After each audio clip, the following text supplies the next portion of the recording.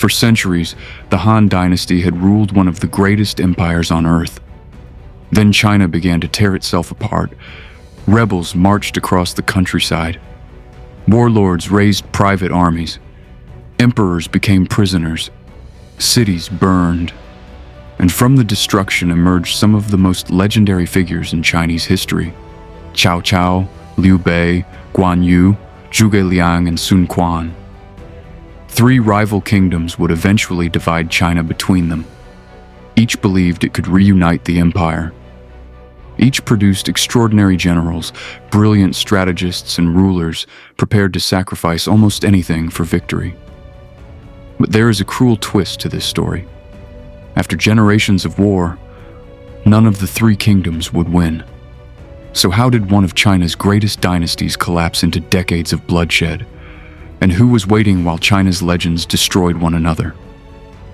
The story begins not with three kingdoms, but with one empire falling apart. By the 2nd century AD, the Han Dynasty had ruled China for hundreds of years. But beneath the appearance of imperial power, the system was weakening. Court factions competed for influence. Powerful landowners accumulated wealth while many peasants struggled. Corruption undermined government, and floods, famine, and disease intensified suffering. Then, in 184 AD, the anger exploded. A religious movement led by the healer Zhang Jue launched what became known as the Yellow Turban Rebellion. Hundreds of thousands joined the uprising. The Han government survived, but only by allowing regional commanders and local elites to raise armies.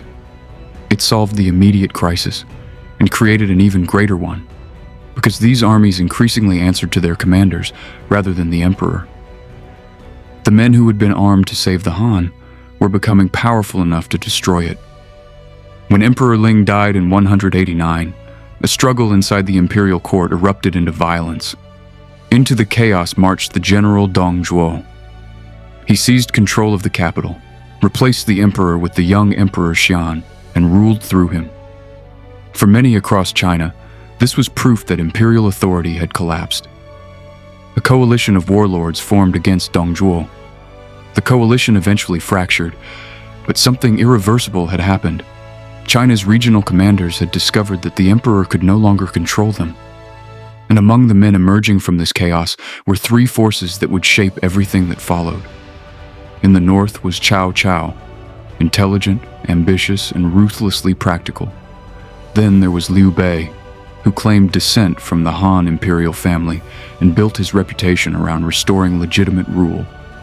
And in the south rose the Sun family, first Sun Jian, then his son Sun Ce, and eventually the man who would transform their conquests into a lasting state, Sun Quan.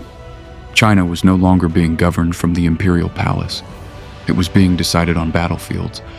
Of all the competing warlords, Cao Cao proved the most dangerous. In 196, he took Emperor Xian under his protection. Officially, Cao Cao remained a servant of the Han. In practice, controlling the emperor gave him enormous political power, but Cao Cao's greatest rival still stood in the north. Yuan Shao commanded a larger force and controlled extensive territory. In 200 AD, their armies confronted each other at Guandu. Cao Cao was badly outnumbered. Worse, his supplies were running low.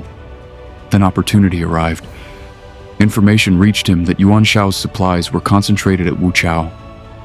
It might have been a trap. Cao Cao gambled anyway. His forces struck the depot and burned it. Yuan Shao's army began to unravel. The victory at Guandu transformed the balance of power, and in the years that followed, Cao Cao systematically eliminated his remaining northern rivals. By 208, he controlled most of northern China. For the first time in years, reunification appeared possible. All Cao Cao had to do was conquer the south. Cao Cao moved quickly into Jing province. Its new ruler surrendered, but one man fled, Liu Bei. And he wasn't fleeing alone. Thousands of civilians followed him. Their presence slowed his army dramatically.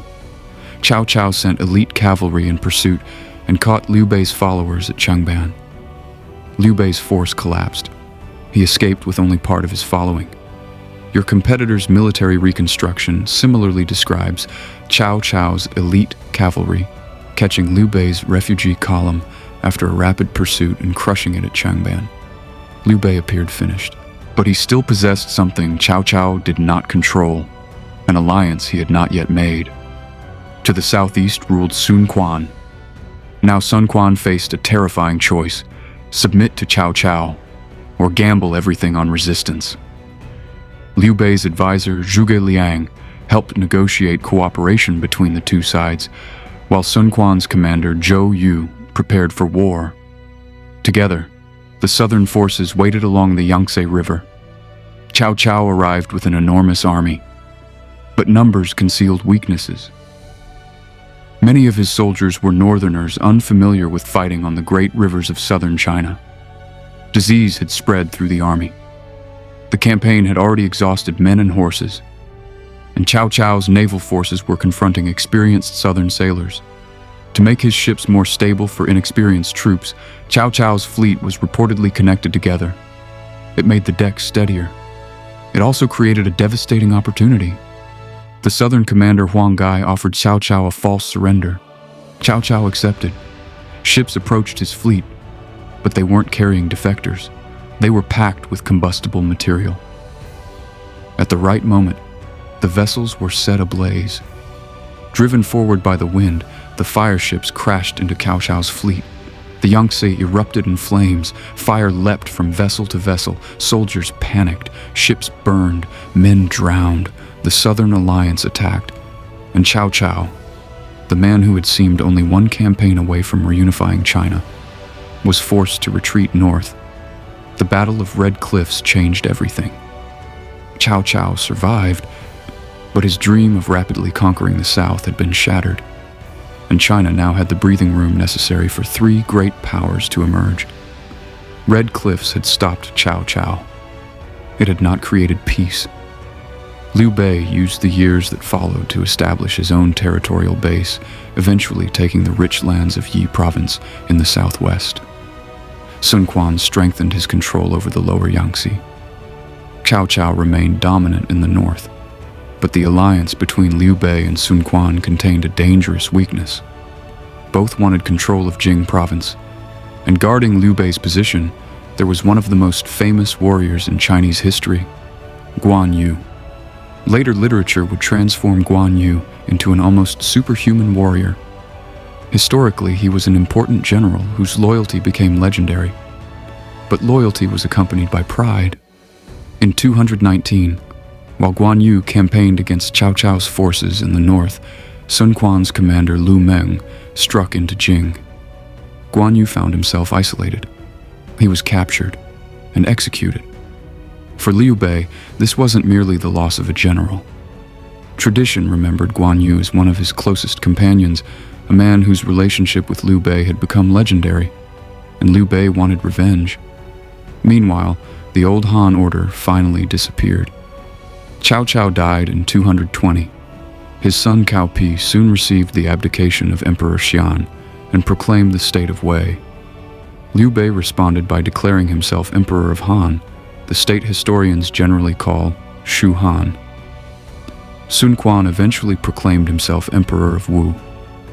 At last, the age had the name by which history remembers it.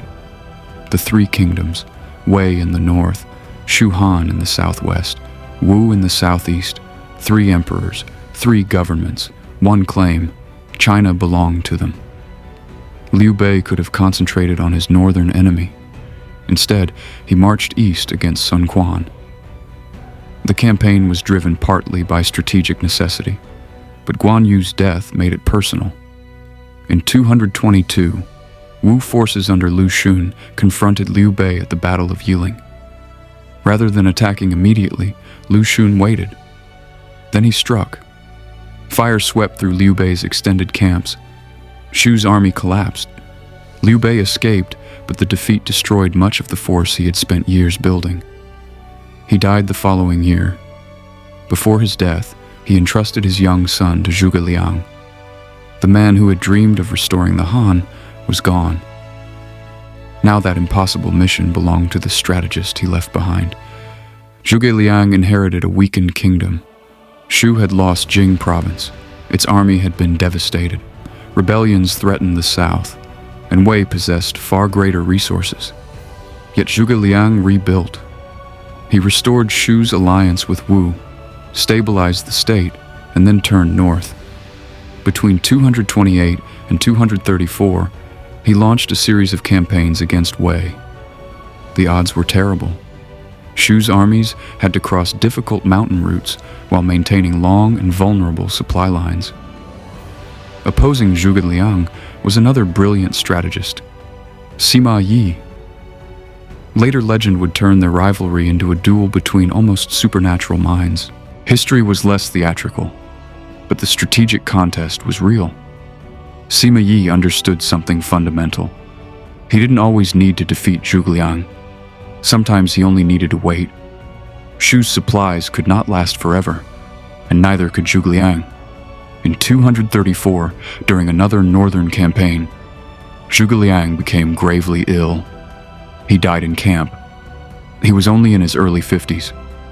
The man later remembered as China's archetypal strategist had spent his final years trying to fulfill Liu Bei's dream. He never did. And now another figure remained, Sima Yi.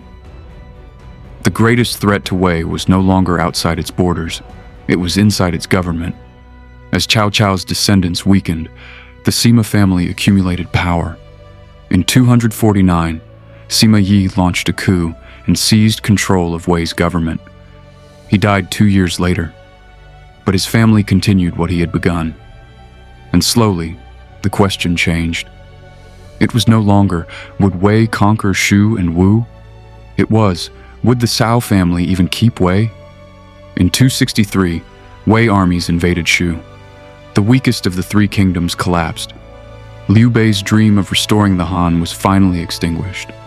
But Wei's victory didn't belong to the Cao family for long.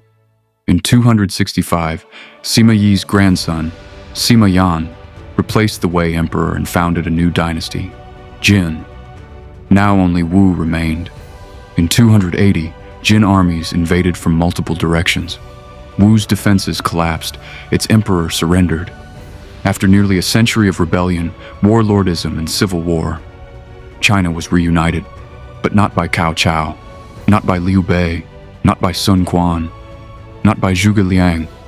None of the three kingdoms won. The family that ultimately reunited China was the family that had risen from inside one of them. That is the great irony of the three kingdoms. The men who became legends spent their lives trying to control China's future.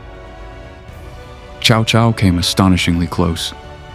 Liu Bei fought for a restored Han. Sun Quan created a southern state strong enough to survive them both.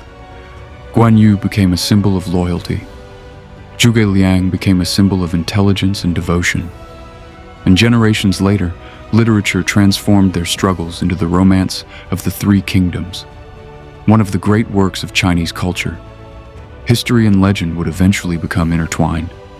But beneath the stories of impossible warriors and ingenious stratagems lies something much darker. A collapsing empire, a struggle for legitimacy, and generations of ordinary people trapped between armies competing to decide who had the right to rule. After all the ambition, betrayal, and sacrifice, China was reunited, just not by any of the men who had started the fight. And perhaps that is why the three kingdoms still fascinates us nearly 2,000 years later. Because sometimes history isn't decided by the greatest warrior, or even the greatest strategist. Sometimes it belongs to the one who survives them all. Sometimes history isn't decided by the greatest warrior, or even the greatest strategist. Sometimes it belongs to the one who survives them all. And if you enjoy stories like this, where the legends, battles, and turning points of history are brought to life, subscribe to Historic Vaults for more, because the past is never really gone. We just have to know where to look.